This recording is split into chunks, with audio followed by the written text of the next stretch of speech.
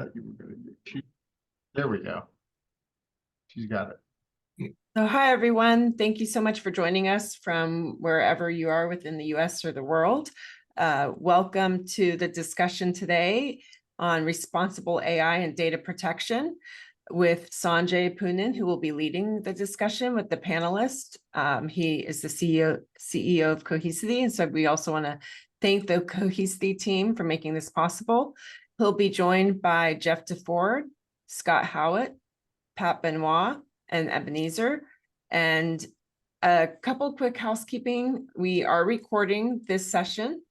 Also for questions, you can please put your question in the Q&A and we'll address them. Or if it's easier for you to put them in the chat, that works as well. And I know that Sanjay and the executives here are excited to have you participate with them as well. But we're really looking forward to this discussion. So thank you, Sanjay, and leaders that we have here. And Sanjay, I will let you take it away. Thank you, Leah, and thank you, Robin, for, I think you, Robin, you helped kind of pull a lot of the people together. So thank you for your leadership and making this happen. And I see well over 45 people on this discussion. Hopefully we can have a very productive discussion over the course of the next hour.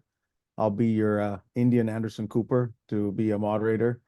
I've had the 4 people whom I'm going to be dialoguing with their hand raised. Don't worry, they're not always asking questions that just can identify who the speakers are for those of you. And I'm going to just start by having them, I'm going to have you do this sort of popcorn style. So if you could kind of give us your 30-second intro to yourselves. I want to go in order of what I see you on the screen so everyone knows a little bit of your background. We'll start with you, Jeff, and then go to Patrick, Ebenezer, and Scott. Sounds good. Thank you, Sanjay. Hi, I'm Jeff DeFord. I'm Vice President and Chief Technology Officer at Parkland Health in Dallas. We're about a 900-bed hospital here in Dallas. You might have heard of us through the old JFK incident. I've been there since 2017 as a director and worked my way up to CTO, but not always a healthcare guy. I've been Global 500 international consulting and also in-house IT. So welcome to the chat. Thank you. Thanks, Jeff. Patrick. Hi, Pat Benoit. I most recently have been the global CISO at Brinks. That's the guns, guards, ammo, and moving cash and valuables, not the home security. And prior to that, I had been with several, small name brands like CBRE, Experian, Dell, and so forth. Thank you, Patrick. Ebenezer. Yeah, my name is Ebenezer Arumai. I work for a company called Old Castle Building Envelope. We are actually manufacturing glass walls, and I take care of their security and compliance. So I joined with them in 2022. Prior to this, I was working for Danaher Corporation. So 11 years of experience in there in infrastructure and security. Focused here, I'm focusing only on security. Thank you for the chance to talk in the panel. Thanks, Sanjay. Bye. Okay, Ebenezer. Thank you. Scott. Scott Howard, I'm the Chief Digital Officer at UKG. So CIO, Chief Data Officer, Chief Security Officer, and Chief Risk Officer all report into me. Other organizations I've worked at, I was at McAfee before this, MGM Resorts, JCPenney, have played about every C role. So I've been CISO, CIO, CTO. Chief Digital Officer is new for me, but I'm looking forward to speaking on the panel, and thanks for having me. Thank you, guys. The delight. What I'm going to do for all of you who are attendees in this panel, not the speakers, we'll go through a set of questions I have. The team sort of sent Robin and me a set of questions that we thought would be good to start with, but I'll try and go through that for about 30-40 minutes. If you have other questions you want to ask, just type them to the chat window. That way I can try to see, I'll monitor the chat window too to see what's coming in. I'll try to factor some of the most common questions, and then if there's time, I'll even allow some of you folks to ask a question directly that's not in there. So as we're going through this dialogue, feel free to be interactive, and you can either comment on it. And it's always good when we do these Zoom sessions if people can be dialoguing in the chat window, on the topics, right? Because it does keep a very good interactive form. And the intent here is to be really serving all of you folks in a dialogue and a discussion. Certainly, none of us are experts in this topic. We have to learn together. And the whole idea right now at the boardroom, there are 2 topics. I'm on a couple of boards. I'm obviously on the board of Cohesity. I'm on the board of Philips, one of the top medtech companies, and also the board of Sneak. Cybersecurity and generative AI are like the top two topics every board's talking about. In the context of ransomware and context of other cyber attacks, security is top, and I'm grateful that these gentlemen have deep backgrounds in security. But until last year, no one was talking about ChatGPT and generative AI, and now that's a key topic with large language models, their impact on not just our productivity, but also our privacy, and whatever we need to do, to be able to do this in a very responsible way, is super important for us to dialogue. So I'd like to start there. And ask, maybe in order. I'll start sort of in reverse order of how they spoke. When we started with Scott, and then, the other folks can kind of chime in briefly if they have anything to add. Let's talk about the pace of innovation, gentlemen, and what you are seeing in your vantage points as, CIO, CISO, chief digital officers, of how the pace of innovation is changing because of AI, and it's particularly generative AI. Scott, let's start with you. Yeah, I would liken this to like when everything first got hooked up to the internet and you saw a million different things come out.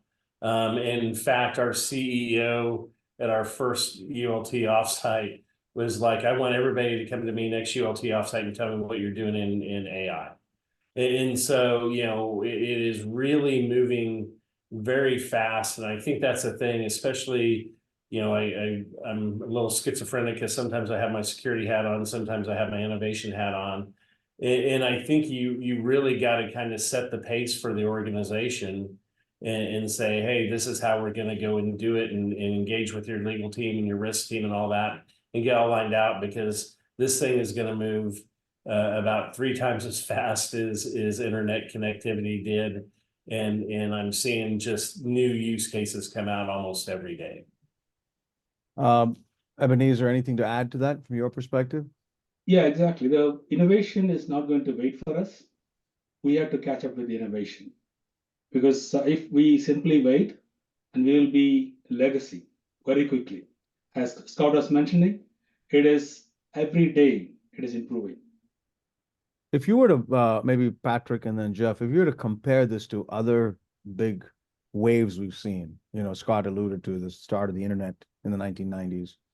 In the last 10 years, maybe cloud has been a big wave. How do you compare the pace at which this wave is it just as fast or faster? Patrick, maybe starting with you and then Jeff. Well, I think you have to look back even further and consider the fact that, it took humankind like 2.5 million years to figure out how to use fire for cooking. And it took us 66 years from the first flight of the Wright brothers until we put somebody on the moon. So that acceleration continues to compress even further and further. So I think, yes, pace of internet coming, cloud coming. I think AI has just accelerated it that much further. So I think we can expect to see leaps every couple of years, not decades, as we have in the past. Jeff? Yeah, I would say it's much like Moore's law when you look at CPU architecture. It's a hockey stick curve.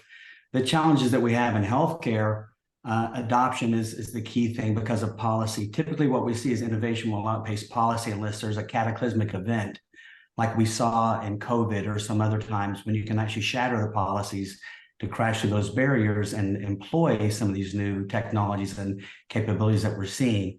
In our case, we have to measure our speed of adoption with accuracy and have those guardrails intact, because when you're talking about dealing with patients' lives on the table or in a consult, you have to look at, what are the outcomes, what are the risks, and how do you measure that against the policy? The policy is just not keeping up. That's the biggest challenge that we have. And the adoption demand is not, it's not slowing down. Yeah, I would agree with all of what these smart gentlemen talked about. In our own company, Cohesity, as you know, we're playing the data protection space. Well, last year when generative AI was coming, I started to play with GPT-4 OpenAI and I used to speak a lot on topics related to analytics when I was at SAP 15 years ago, and all of my speeches are in the public domain. So I asked OpenAI to summarize my speeches and came back pretty accurate. And I thought to myself, man, this is pretty powerful technology. Can it be used to summarize the data that we back up in Cohesity? Because we have, hundreds of petabytes, exabytes now of data. And I went up to Microsoft and spent a couple of hours with Satya Nadella, CEO of Microsoft. I've known him for years, close friend of mine. And he said, listen, there's this incredibly powerful technique called retrieval augmented generation that you should look at. And I came back like a kid in the candy store, told my engineers we should look at RAG.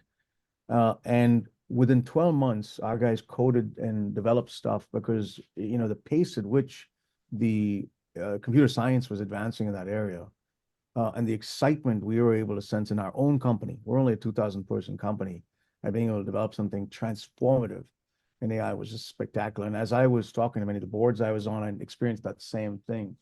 So I'd encourage every one of you, and for those of us who are older, we all have to go back to school. When I ask my own engineers, how many of you know about AI, the people who raise their hand are the 22 somethings who've just come out of college. And I then point to the 40 and 50 somethings saying they're going to take your job one day if you don't learn about AI. So we all have to come up this curve very fast, or else we're going to find younger engineers or younger folks who do it. And it's a good opportunity if you have a growth mindset to learn. And one of the things that I find, and I'm going to pose this next question, to learn is to really find use cases where generative AI can be applied to a particular, obviously the clearest easy example is summarize Leo Tolstoy to a half page, so I don't need to write a paper, and college students are now starting to use that. But there's business applications for generative AI. And I want to start, maybe Jeff, I'll go in reverse order. Jeff, are there some compelling generative AI examples that either your company or the people that you have dealt with are using that you can share with this audience? Absolutely. I'll start with the simple one. You talked about the administrative component and summary component. If you look at the number one problem that we face at Parkland is access to care. We're the number one single site, busiest ED in the nation the last 3 years running. If I told you that providers are spending 15 to 20 hours a week in administravia, that's a problem, right? So getting access to this technology will help even by 10%. If it reduces that administrative burden, that's providing more access to care. In short summary, we're using ML and predictive analytics across about 35 models at Parkland that help everything from sepsis, fall risk, no-show risk. But we're also investing in technology now that will help us drive infection and identifying infection and sepsis, and also how to get our length of stay down shorter, because again, it's access to care. So these are some predictive models that we're looking at building out, and we're already on top of the 35 we're using now, using some of these tools such as Copilot, Gen AI to help drive down administrative burden and also help us be better at providing access to care and reducing that demand that we have on the facilities and the providers alike. Amazing. Patrick, anything? Yeah, I think obviously the first use case that comes to mind always is anything to do with big data, large data, trying to synthesize, summarize, bring out the salient points. And so we see it most often right away in like our security operations centers, in taking SIM data and trying to reduce the amount of time analysts have to spend wading through stuff to find something. I think the important thing we have to consider is, you mentioned that it's going to be the younger generation that are learning how to use this for summarizing classic books and so forth. I think we have to be careful that we don't lose the quality of capability as a result of having stuff like that handed to us. And then we have to also keep in mind always that whatever result comes out, we need to trust and verify, so to speak, because there's still inherent bias that nobody has been able to figure out how to get out of those algorithms yet. Yeah, I liken it to the first days of spell check. When spell check first came out, it didn't mean that you should not develop good writing skills and not learn spelling. But, if the value add all is just being able to, of our writing is just, being able to write good spelling, and we all win the spelling bee contest, I think it hurts, but I think we have to use generative AI as I think Satya Nadella puts it pretty well, as a first draft. It's the first draft summary, and then creativity has to flow on top of that first draft. Ebenezer, let me go to you. Are there use cases you're seeing in your company and industry? Yeah, so in the previous organization, we used AI for pen testing in a security area. Even though the organizations like PCI, they won't agree on that result, because they don't agree on the report coming from a AI capability. So, but what we used, those things can be used for our cross check, because yearly once we are committed to have a pen testing from a vendor, and we will get the report. Before that, yearly, we can use AI model to do the pen testing, much more robust, and we can cross-check whatever the findings the manual testing is proving. So that's really a great advantage. And also it is cheaper. In fact, one test costs, let's say, X amount for a manual test. It is going to be X by 2 for the whole year if we use AI capability. So that's a really good. And then the current organization we are using security operations side. So reading on the SIM. Yeah, similar to Patrick. Yep. Yeah, read about it and then get those analytics, and everything is through the AI. That's great. Scott, how about you? Yeah, so we support a lot of customers, and we used it to we did an NLP algorithm first to do some case routing for us. And so it saved a lot of manual effort of people routing cases. And then we're like, hey, how about we take it one step further? When a customer calls, we'll just record the call, take that through, and then give you all the action items, summary, customer sentiment, and route the case, right? And so, I get it. The customer service guys are under a lot of pressure. So with them putting in notes, they just want to take the next call and help the next guy, right? And so this really captured a lot of the problems that we were seeing, summarized them well, and then we were able to take that and synthesize it and take feedback to the product team or whatever and tell them, hey, here's the things that we need to do. So we're playing with that right now, but it looks like a very promising use case. Yeah, I think what you'll hear from all of these folks was whenever you have a large data set of structured or unstructured data, applying summarization capabilities is enormously valuable. So obviously SIM, security logs, summarization of that, LLMs should be very good at being able to create structure. And in the medical industry, I mean, it's going to be able to scour over even images in the due course, and summarization of medical history, medical, kind of diagnosis, X-ray diagrams, things of those kind. And then anything that's also in the customer service. And some of the folks I've talked to, customer service use cases where you have a large number of documents of how to, or maybe a customer in one airline was, all these questions that people have, what do I do if I need to refile my ticket? There's an answer to all of that stuff on the website. What if you could just ask in simple language to a generic, place on southwest.com or delta.com, all that content's on there somewhere, but I want to be able to search for it very quickly and get that answer in there. LLMs should help you with that. So there's any place where genericize, this is saying if you have large amount of data, structured or unstructured, and you want to build a layer on top of it that allows you to summarize all of that wealth of data, is a perfect use case for large language models to be able to do it. And yes, I think as many of the folks said, you want to be able to trust and verify. But the good news with many of these places is if it's summarizing, it can actually point you to the source document it got it from. And if you don't believe that, you can go and read the source document and say, okay, got it. I mean, but in many cases, the source document becomes, the bibliography for the actual answer. Let me ask, I'm not going to, I'm going to let any two of you answer, okay, so that we can also get a little bit more, rather than feel like everything is just asking each of these four. So any of the two of you can answer this question next. When you think about, many of you are CISOs, okay, and when you think about your security concerns today as a CISO, or maybe you are in transition, you were a CISO before, what are your top two concerns you have in cybersecurity? I mean, is it ransomware? Is it something else? What are your top one or two concerns you have that would keep you up at night? Any two of you can answer that. I'll let you decide who wants to answer that.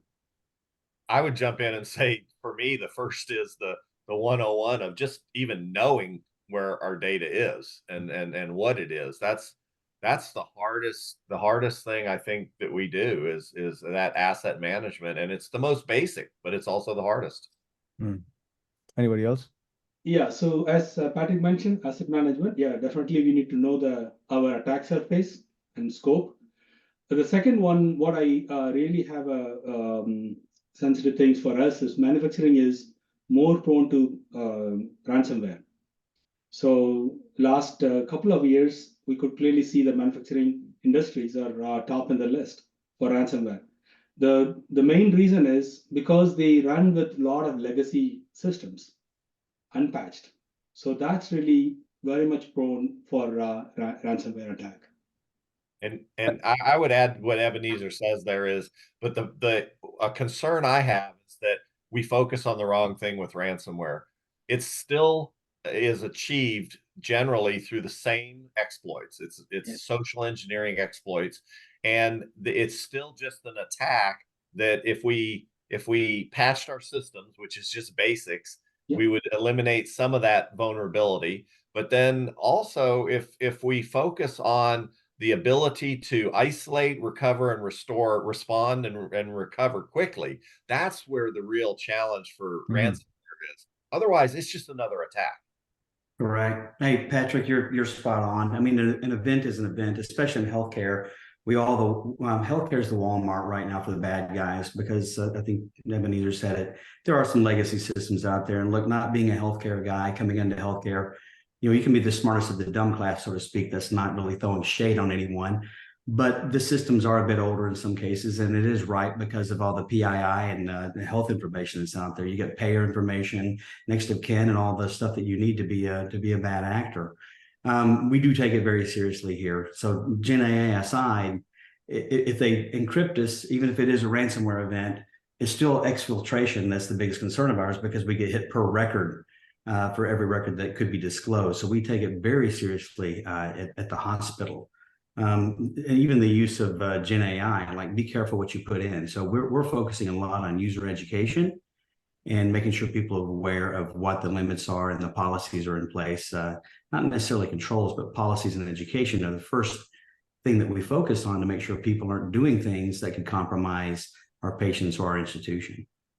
That was a lot to unpack, but there's a lot going on in healthcare. I would say, just listen, in our own industry, Cohesity is, as you probably all heard in the news, we've just announced our intent to combine with Veritas and become the #1 player in our space. We were number 8 with this transaction, we'll become #1. But I would say, as CEO of the company, and I will be CEO of the new company also, and I've been in this job 18 months, cybersecurity and generative AI have completely transformed our strategy. I would not have been talking about this. I'm actually not a distributed file system data management guy. I didn't really come from the storage industry. I'm a security guy. Every discussion I'm having with CIOs right now is not about storage of this data and backing it up. It's about cybersecurity and ransomware. Every discussion I'm having with CEOs is about, gosh, this data is a lake. In the past, I thought of it just as a tape. Can you help my tape look like a lake? And that's a generative AI discussion, and it's amazing to me. My advice to my engineers, we're not a very big company, 2,000 people, is go and study about generative AI. And if we do that all as a IT organization, we'll become smarter for that. Listen, I'm going to just kind of factor in a few questions that are also coming from the chat window, and it kind of leads me to the next segment I'd like to talk about, which is about privacy and data. I mean, and many of you are in healthcare organizations where you have to worry about leakage, data leakage. But I also want to talk about the privacy controls you need to have around data with generative AI to make sure the wrong people aren't asking. So when I say summarize XYZ of a generative AI tool, I shouldn't be allowed to ask that question if I'm not allowed to access that data.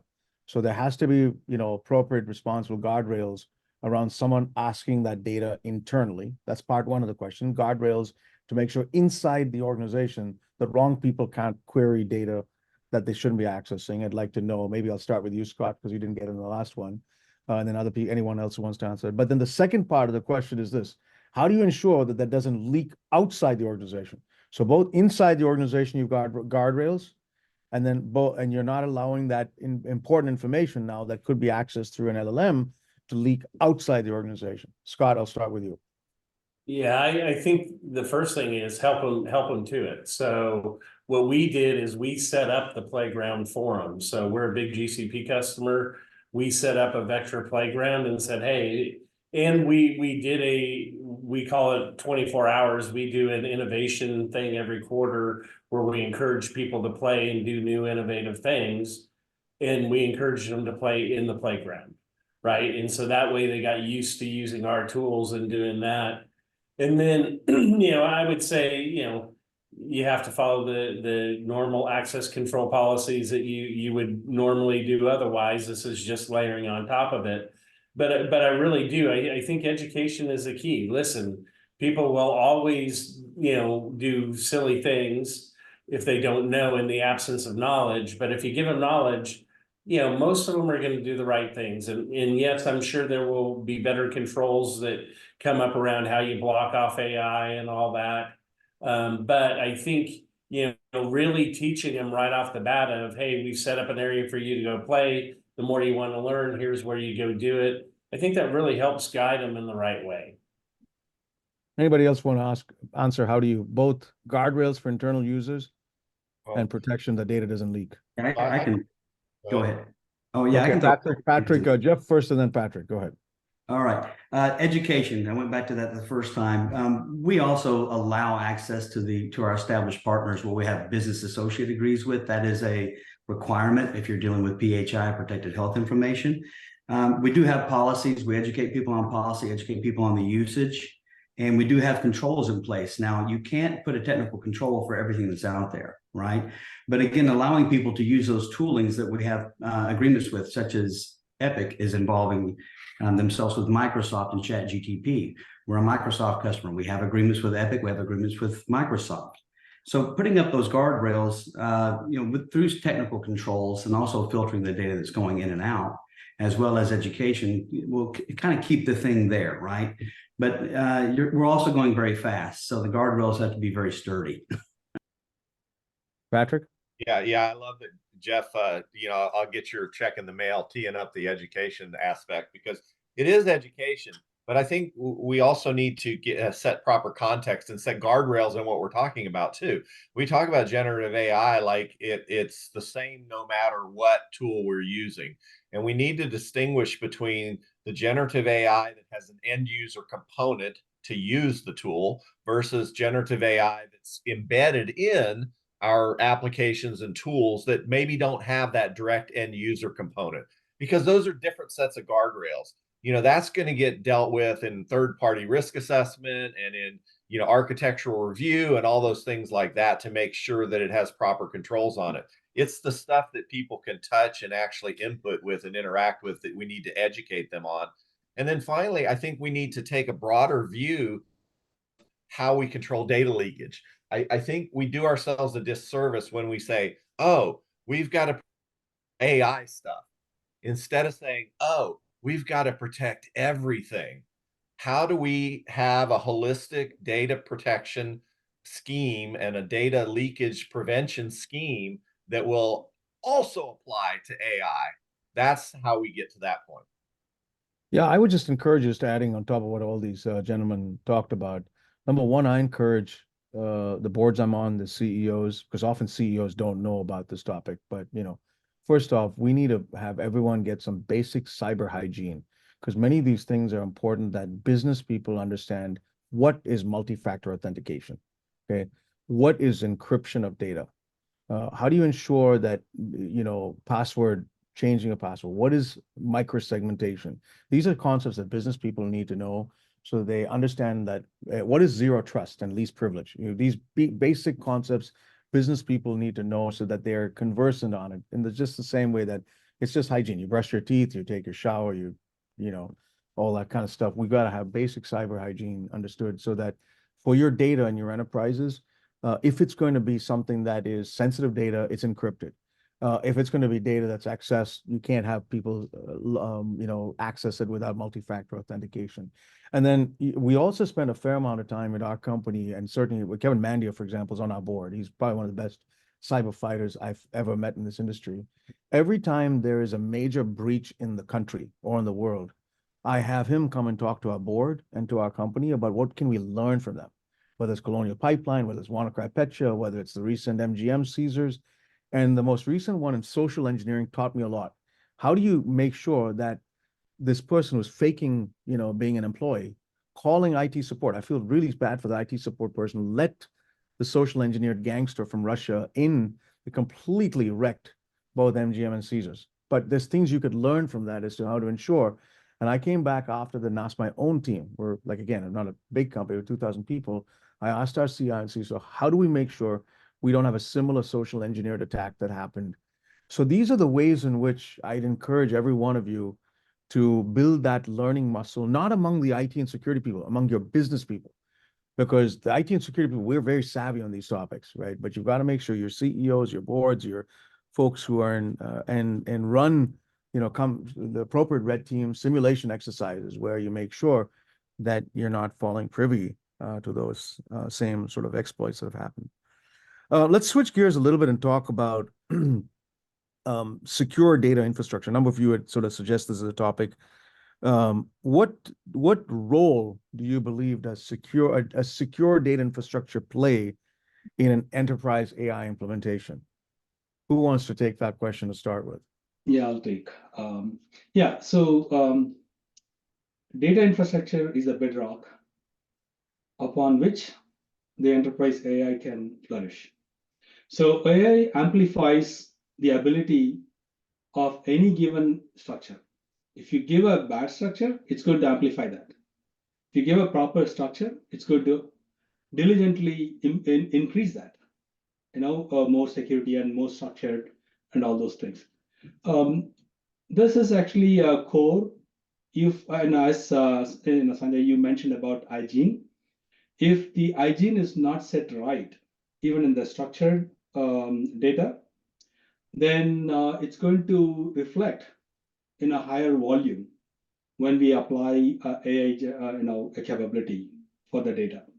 So if we have the DLP properly set, and also the PAM solution properly given for the privilege accounts and those kind of thing, that will be carried forward into any kind of AI model when we put the right guardrails. So otherwise, it's going to definitely spit out whatever you did, and less hygiene, it will be spit out more. Anybody else want to add on top of Ebenezer's comments? Yeah, I mean, I think when you talk about secure data infrastructure, I think of it in terms of like three primary areas: is looking at cloud security, looking at your infrastructure security itself, and then having good data protection program as a whole. Mm-hmm. So those aren't necessarily mutually exclusive to each other. They all get combined holistically and they overlap with each other. I'm a big proponent of the idea that although cloud security is a specialty, so to speak, it's just somebody else's infrastructure. So mm-hmm. As long as you're applying similar kinds of infrastructure security to the cloud infrastructure, the big difference is you get into the shared responsibility models and those kinds of things. But all those things have to be considered when you're doing secure data infrastructure. Let me take a question from one of the audience. By the way, did somebody want to add? Sorry. Yeah, just real quick, I wanted to add, and I guess my hand came down, so let me put that back up. But I do think also, where before it was kind of easy to lay it all on the security team and say, hey, you figure out how to protect the data and all that.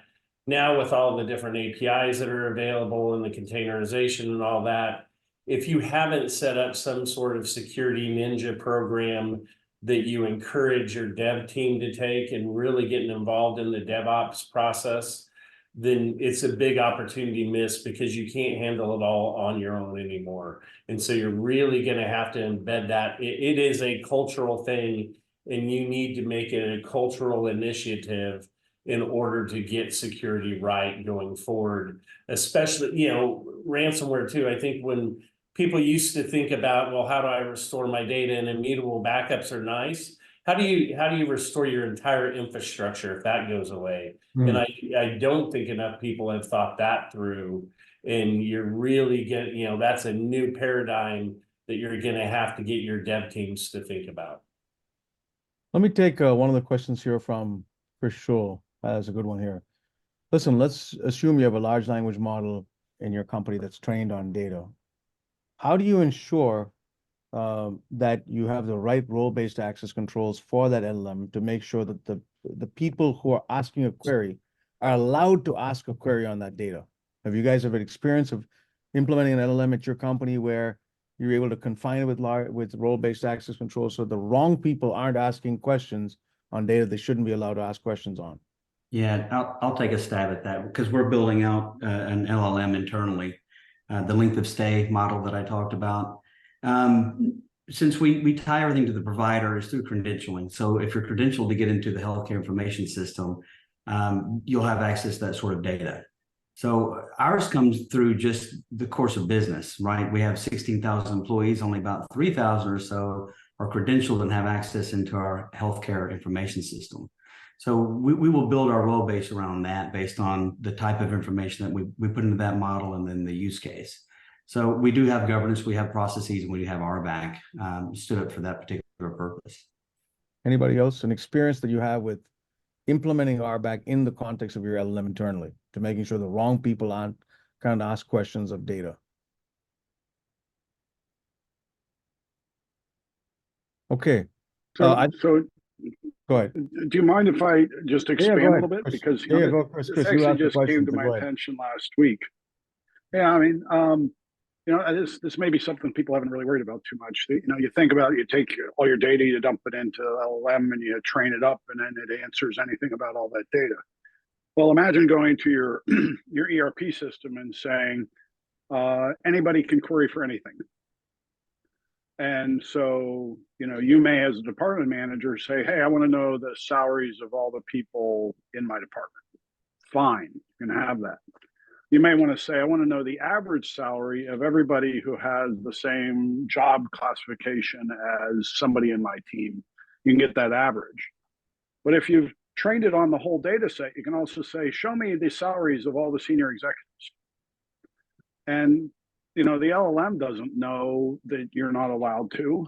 And so, one consultant I talked to said, well, what you need to do is train different LLMs for the different people. Somebody else said, well, you have a general LLM, and depending on your role, you feed it a different subset of the data that it can then interpret and summarize for you. And it kind of blew my mind that somebody be like, well, we're going to train different LLMs for different users. Yeah. But I think the way, Chris, this is going to develop, I mean, this is something that Microsoft and Google and Amazon and NVIDIA are all thinking through, is think of it very much like a query tool, SQL or MDX or eventually a search-based tool. LLM's a summarization, but I should not be allowed to query a database for a segment of the database I'm not allowed to access. For example, if I change that question from an LLM to a SQL query or an MDX query, show me the executive's compensation. I'm not allowed to ask that question. I'm not allowed to query it because that result set I shouldn't be allowed to do from a Tableau or Power BI, whatever have you. I'm not allowed to do it. Just like you're not in. So the LLM will inherit the same access privileges that a query tool has in the way in which people implement LLM. So if you couldn't ask that in a query tool, you won't be able to allow that to do in a summarization tool. And the LLMs will get smarter at being able to inherit those same role-based acts. Similarly, for example, even though I'm CEO of Cohesity, I cannot summarize another person's email. During a discovery process, my legal department is allowed with a third party to discover emails that might be violating some kind of stuff and then share it with me as CEO. Now, I can certainly summarize all my own emails for the history of time. So we will get smarter and smarter. And the general principle, I believe, where this will head is if you are allowed to ask that query yourself using a search or a SQL query or an MDX query, you should be able to also summarize that data yourself, okay? Because just think of summarization as an Uber activity on top of a raw dump of query or search. If you're not allowed to ask that question in a raw form, either search or a query, you won't be allowed to summarize it either. Now, LLMs will get smarter at doing that and will also inherit those, and that's in general. Now, you get into very boundary cases where you could still try to divide it, but I think all of the people who are implementing LLMs in the context of search will treat it like a query. And if ultimately you could query that data set, the same thing recovered, but we're using LLMs and retrieval augmented generation to summarize backups. We're the only company who's using RAG to summarize backups. If you were allowed to recover that data from a backup, you should be able to also ask a question on it. If you weren't allowed to recover that data, just because you're the IT admin owning the backup process, you shouldn't be allowed to run an LLM query on top of that. So we'll get smarter about doing this, but Chris, at a first broad level, that's how I see this world of responsible AI evolving. And I think we'll all get smarter and smarter at defining guardrails. And the guardrails get even more intense if it's outside the organization. Nobody should be allowed to ask an LLM of internal data from outside your firewalls, a vendor, a supplier, because the risk then if they could leak outside the firewalls is even higher. Yeah, thank you. If the DLP is developed properly, I think LLM can inherit that. Yes. Yeah, if you have a proper label and proper definition and category and everything, LLM will definitely inherit that. Let me switch a little bit back to security. Many of you are very savvy CISOs. And then listen, after this, I'll kind of get to the 45-minute mark. Let me open it up to the, I've covered most of the questions that were in the chat window. Like Chris did, if you want to all speak up, either raise your hand and I'll try and call on you and you can ask a question, or if you have a thought, we'll spend the last 15 minutes maybe in a dialogue with the 40 plus people that are on the call. My final question to the panel is this. Have you seen any creative security companies that are using AI or generative AI? You guys all get to see a number of small companies or big companies come and pitch you. Have you seen any recent technology that's taking advantage of this to make their security tools, their products better? I think Google's pushing it pretty hard with Chronicle.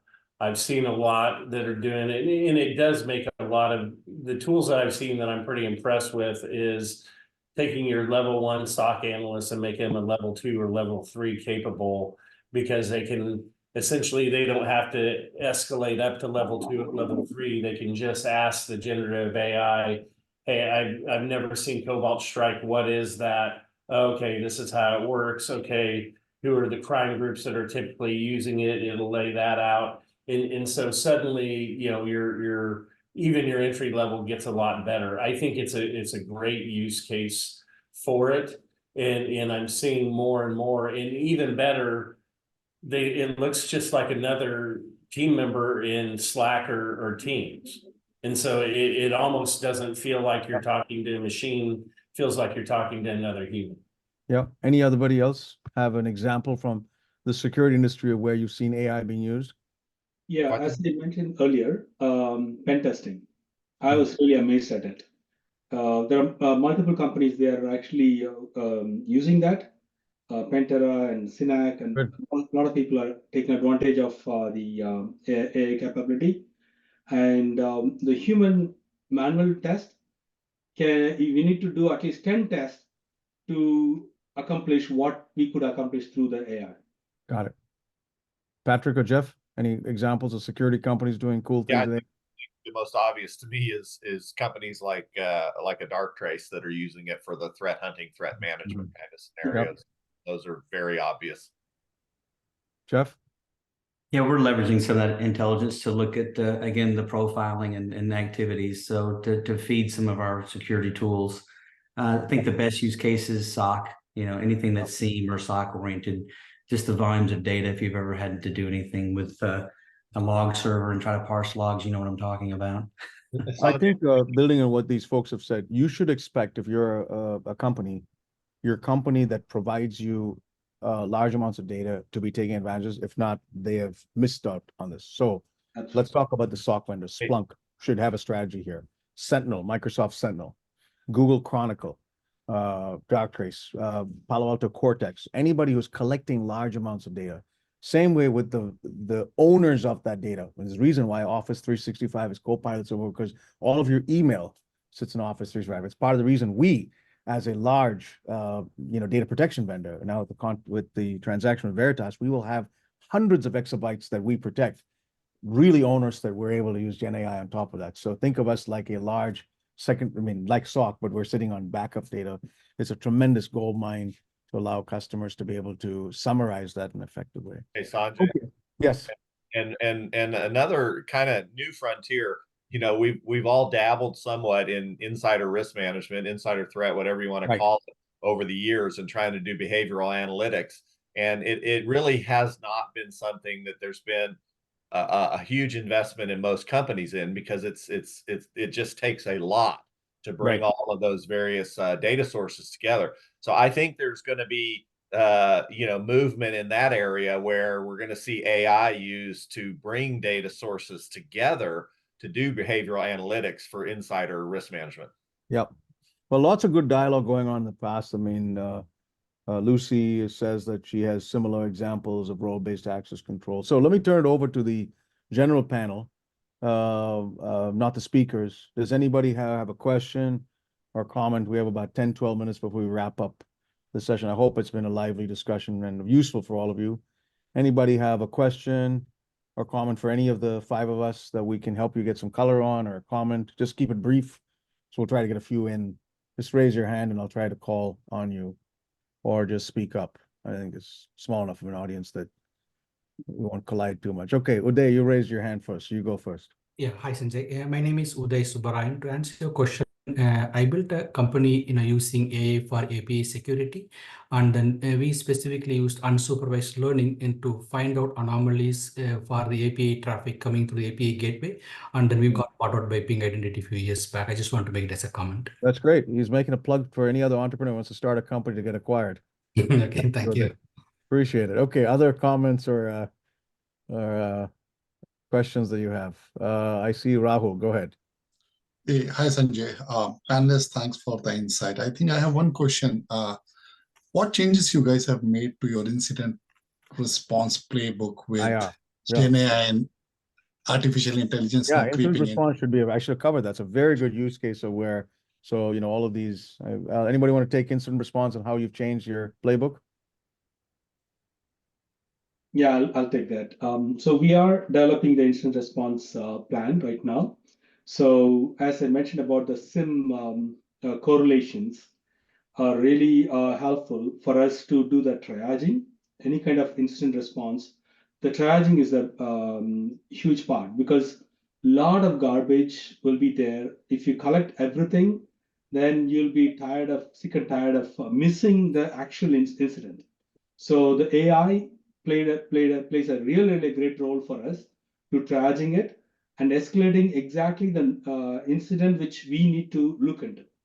So that way it was very useful. I think my question was slightly different in terms of usage of GenAI with hallucination, data model poisoning.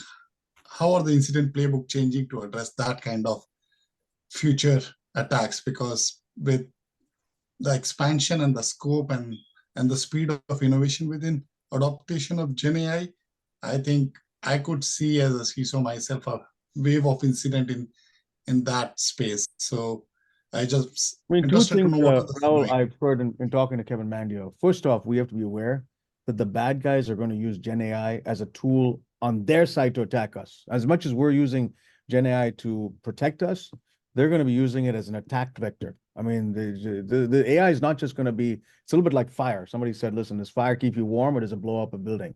Well, they're going to be using it, so we have to be one step ahead. But if you believe ultimately historical data and predictive models give you some better insight into, the possibility of it, and you detect, for instance, in our world, we're constantly looking at what's called data entropy. In other words, has data changed? Because if something has changed in your backup, it's likely to be an indication of sleeper cell malware. And the algorithms like that we're going to get better and better on, that machine learning folks will help us in incident response. I think so much of the incident response industry that's been manual and, reading red team, books and stuff that gets so much more automated and intelligent through LLMs. So that's kind of our view of how some of this will respond. But I think some of the key, Mandiant's one, PwC, many of these very kind of labor-intensive organizations are going to be using LLMs in a way that summarizes and predicts a lot faster some of the security threat vector. But then the larger the data set that they operate on of, sort of signals that they see, the more likely they will be able to give you some powerful analysis. And you're already starting to see that emerge in, especially like some of the vulnerability management tools and that, where they're reading context and say, yep, You got all these vulnerabilities that you need to fix, but like these 10, go fix them now. Because number one, we're seeing the exploit in the wild, and two, I understand your architecture enough that these are the most exposed, right? And so where before it was just kind of a dump of data and you kind of had to figure out what you thought was important, they're starting to give you that context around, wow, this is important, but this is the most important right now. And once you fix that, I'll give you a new prioritized list. And so I think that's going to be key to helping you keep ahead of the bad guys. Okay, we got Chris Wood. Chris, go ahead. Chris, you there? I see his hand raised. Okay, anybody else? Chris, you can ask your question when you're back on. Anybody else have a question from the audience? We're about 4 or 5 minutes before we wrap up. I think Chris is unmuted now. Chris, can you hear us? I can. Can you hear me? Yeah, now we can. Go ahead. All right. I found the right button. So I've got a basic cybersecurity question. You've got your guardrails in place. You've got your data all in a great big lake, and you've got all the right roles and responsibilities set up on the internal part about who can query what. The question is, when you're working over the networks and you're working with the cloud providers, and you may be working with several, are you using post-quantum computing cryptography to protect what you're sending across the wire? Quantum cryptography. Good question. It's PQC. Yep. Post-quantum cryptography. Yep. Okay. Anybody using PQC? The reason why I'm asking that question is because the bad guys are harvesting your encrypted data today, and they're putting it in a locker. And as soon as they get their relevant, cryptographically relevant computer up, they're going to start decrypting it and reading it. Yep. Anybody using? I think quantum computing has tremendous promise. Requires a fair amount of compute to get it in. Anybody using PQC in their own or uses of encrypted data? Chris, probably. We're trying to implement DigiCert, PQC. So that is one thing we are trying to test. Once we have the test done, maybe we will try to implement that. I think, Chris, the advice I have found, again, certainly the DigiCert's one, is get a couple of these folks who are talking a lot about quantum computing. Intel's kind of doing a fair amount with confidential compute. We're staying close to them to understand where they're taking confidential compute and quantum computing to ensure that we can take advantage of their algorithms that allows us to then implement that through APIs. Because we ourselves are not going to have the, compute horsepower. But if they have built out algorithms that ISPs like us can use. So I'd encourage you to stay close to some of those key folks. Those are conventional computing algorithms. In fact, you've probably been using AES 128 for quite a while. You can crank that one up to 256 or higher and use SHA-2 running at 256 or higher. And there are several signature algorithms that are also approved currently under CISA that you can use today that you've probably used off and on over the years to do those kinds of things. And if you run them at the correct security settings, you can be relatively sure that they'll be quantum resistant because they're of their technology. Well, we know who to call when we have a question on quantum computing. It's Chris Wood. I'm here. Thank you, guys. Well, listen, we got 1 or 2 more minutes. Any last question from anybody in the audience? You want to raise your hand? If not, happy to, wrap up with maybe a quick set of comments from our panelists. I don't see any. Okay, Lucy, you get the last question. Go ahead. Hey, good evening. Thank you so much for this very insightful, exchange of ideas. I wanted to ask, what are the generic Gen AI tools that you would recommend for a standard enterprise? Because we all have to support our generic functionalities regardless of industry or sector. So as we are going through these guardrails and guardrails being established, what are some of those tools which are already there that we can take the risk on? Let's have any of the panelists go quickly through the tools you use, and I'll give a couple, but I'll go last. Well, I just had a quick thing. Everybody's talks about ChatGPT, and that's what everybody kind of runs to because it's the best known. But you know, things like Copilot actually is built on top of ChatGPT, the newest versions, and also has data commercialization that you can wrap around it to give you some form of isolation of your data so that you have a little bit more control over it. So to me, that's like the best of both worlds up front to start with. Others, example? I'll take a little spin on it, right? I think, you know, like, again, we're a big GCP shop, so we use Vector a lot. But I think it's important, especially from a CIO point of view, ask your vendor what they're going to be doing with generative AI and lean into your products first before you have you guys go do a bunch of science projects off to the side. Because, you know, they're going to have the ongoing support and all of that. So, you know, kind of see where they're playing and then follow along with them. I will echo what Scott just said. That's the direction that we're taking. Again, we're common knowledge. We're a public entity. We're an Epic shop, have been in Epic since '98. Epic they've poured lots of money and time and energy and partnered with Microsoft, and Microsoft is pouring time, energy, and money into ChatGPT 4. So we're sinking a lot of our teeth into that one. But I would always say, go rent it. Don't try to build it unless you're building a very much narrow-based Gen AI model. You know, if you have a small corpus and you have an intent, then you can play around with it. You can build it. You can get self-contained units if you're worried about excursion. I used to have one running on my Mac that I would go and use because I use it within my context without worrying about data traversing the wire or worrying about putting stuff in there that could be leaked out. But there's lots of ways out there. You can go into, you know, Hugging Face and figure out how to build one yourself. There's tons of resources out there and lots of YouTube videos. But if you're looking at enterprise, stick with your name brand variants and don't be afraid to do what Scott said and ask questions about where they're headed and what they're doing with it.